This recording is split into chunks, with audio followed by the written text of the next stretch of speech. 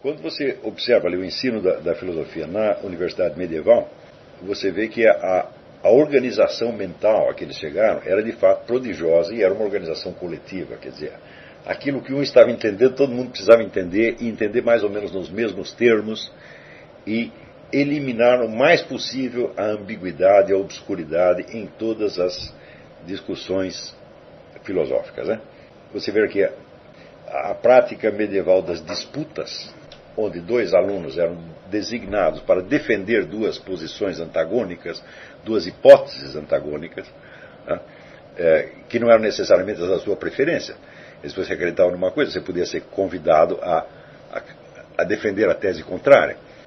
Nessas disputas, o aluno era obrigado, em primeiro lugar, a expressar de novo o argumento adversário com a maior clareza possível. Em seguida, ele passava a dividir esse argumento nas suas partes constitutivas e nas suas conexões. E captar, portanto, vamos dizer, a ordem, a estrutura, desde as premissas até as consequências. Em seguida, ele dizia qual das partes ele ia contestar. Se ia contestar todas elas, se ia contestar uma premissa, se ia contestar uma consequência, etc, etc. E em seguida procedia-se a contestação. O cara que respondia tinha que fazer a mesma coisa de novo com ele. Então, basta isso para você ver que a exigência, vamos dizer, de inteligibilidade era levada ali ao máximo. A sutileza das distinções a que os escolásticos chegavam quase torna os seus textos ilegíveis para o estudante de hoje. Porque são de uma meticulosidade que, vamos dizer, a filosofia atual desconhece. E, mais ainda, embora a terminologia escolástica seja bastante carregada, bastante pesada, não tem um termo ali que não esteja criticamente elaborado. Então, não tem nenhum termo ali que você tenha que entender, por assim dizer, poeticamente, pela impressão de significado. Por exemplo, hoje em dia, quando você lê Heidegger, né, tem um monte de expressões que são poéticas, você não sabe exatamente o que ele está querendo dizer, ou quando você lê Nietzsche também, tá certo? Então, isso não existia na filosofia escolástica. Todos os conceitos. E também você não tem ali, quase não tem termos que são de definição meramente convencional. Quer dizer, cada termo expressa um conceito que foi criticamente elaborado desde as suas primeiras impressões até a sua forma lógica final. Tá certo? Então, é difícil você penetrar no universo escolástico, porque é assim, ou você domina tudo ou não domina nada. Quer dizer, um simples termo, cada termo tem toda uma história. E participar dessa história, participar da elaboração crítica, era o que os camaradas faziam ali. Então, nesse primeiro exemplo então, de filosofia administrada, que se encontra na história, que é justamente a filosofia escolástica, de início isso trouxe de fato uma contribuição formidável para a filosofia, sobretudo no sentido do esclarecimento crítico. Quer dizer, os escolásticos são os grandes esclarecedores críticos que houve na história. Não deixavam passar nada, não passavam passar ambiguidade, confusão, falando, não tem, isso aí não é possível. E eles conseguiam fazer isso por quê? Porque eram muitas pessoas. Você, quando tinha uma ideia, você apresentava para uma congregação de especialistas, congregação de estudiosos, que estavam todos adestradíssimos na filosofia de Aristóteles, na lógica, na semântica, etc, etc, etc. E que, certamente, iam exprimir você até que você se explicasse até os últimos detalhes. Então você vê aqui, às vezes o esclarecimento de um simples conceito pode levar 100 páginas, 200 páginas. Isso para eles era brincadeira. Então ali aconteceu de fato isso que diz o Gustavo Bueno. Quer dizer, houve uma contribuição decisiva para que se alcançasse o rigor e a precisão nas análises das ideias que a história nos entregou, tá certo? Então, é na escolástica que você vê, pela primeira vez, vamos dizer, o império da técnica filosófica. Nós não podemos dizer que existia uma técnica filosófica elaborada antes disso. Nós vemos, vamos dizer, o começo dela em Platão e Aristóteles, mas como de Aristóteles só nos sobraram os rascunhos de aula e nós não sabemos como ele elaborava aquilo nas aulas mesmo. Quer dizer, todo o texto de Aristóteles é um resumo compactado, né? Então nós não sabemos como que ele procedia a isso na aula. Provavelmente ele ia muito além do que estava nos escritos. Não é certo? Então, embora os princípios da técnica filosófica tenham sido lançados por Aristóteles, ela só alcança mesmo uma existência plena justamente na escolástica.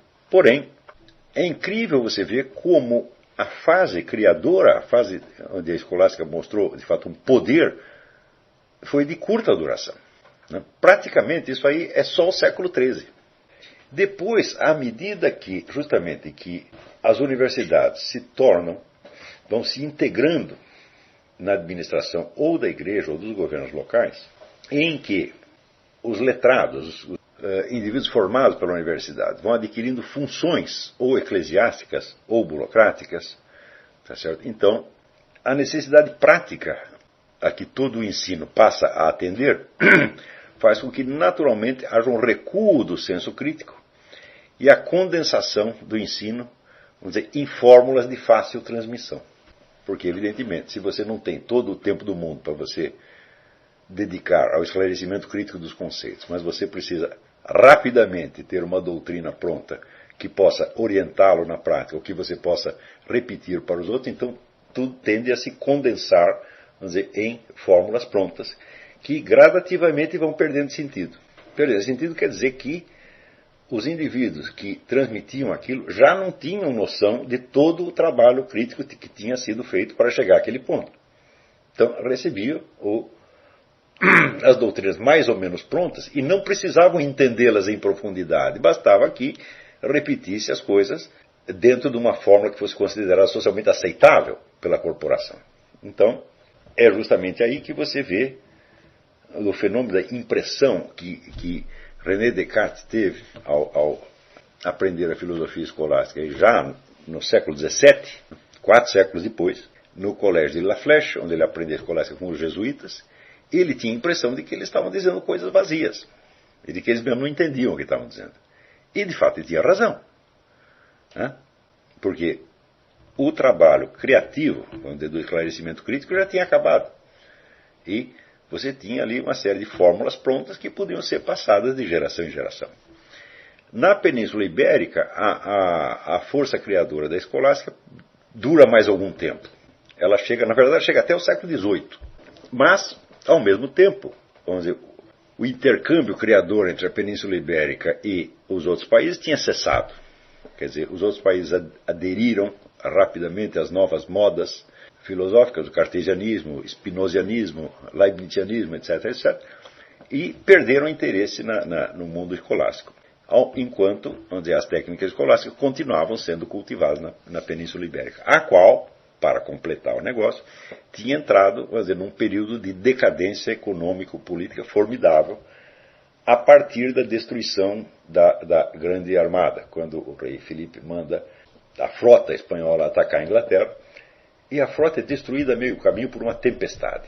Então, a partir daí, a Espanha e Portugal começam a cair vertiginosamente, não tinham mais poder político, e a produção intelectual dos escolásticos aí simplesmente não teve comunicação com o resto da Europa. Eles já estavam falando em duas linguagens diferentes. Não é necessário dizer que no resto da Europa, onde houve, vamos dizer, o ingresso das novas modas filosóficas, houve uma perda formidável da técnica de esclarecimento crítico. Quando você pega a filosofia de Descartes, de Spinoza, etc., você tem uma multidão de conceitos, vamos dizer, que são termos que expressam apenas expressões e nos quais não houve nenhum esclarecimento crítico. Então, se torna, vamos dizer, é uma filosofia que traz muitas novidades, que de certo modo desbrava novos continentes, aborda novos assuntos, né? Mas, ao mesmo tempo, é uma filosofia tosca, onde você vê praticamente todos os filósofos da modernidade, com exceção de Leibniz, manejarem conceitos que eles mesmos não entendem.